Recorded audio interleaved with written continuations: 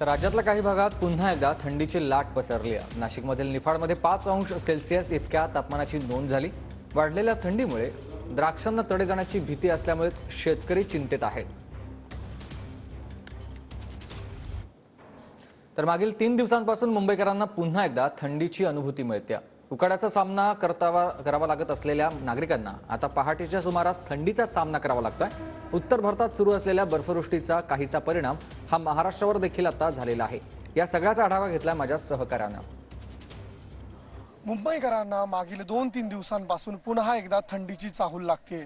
मागील 2-3 दिवसांपासून किमान तापमानामध्ये सातत्याने घसरण होत असून काल शनिवारी तापमान 16-17 अंशापर्यंत तर आज रविवारी तापमान 17.7 अंश सेल्सिअसपर्यंत सांताक्रूज वेधशाळेने नोंदवलं गेलंय। उत्तर भारतामध्ये होणाऱ्या बर्फवृष्टीचा किंचितसा परिणाम महाराष्ट्रावरही आपल्याला पाहायला मिळतोय।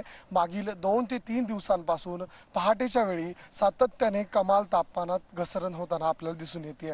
सकाळी जरी कमाल तापमानामध्ये घसरण होत असली तरी दिवसा मात्र तापमान पुन्हा आपल्या पातळीवर येत असून मुंबईकरांना उकाडा जाणवतोय। अशा समविषम तापमानामध्ये मुंबईकरांना आरोग्यविषयक बाबी देखील जाणवू शकतात। त्यामुळे डॉक्टरांनी आपली काळजी घेण्याचं आवाहन केलं आहे। पुढील काही दिवस तापमान असंच घसरणार असून नागरिकांनी आपली काळजी घ्यावी।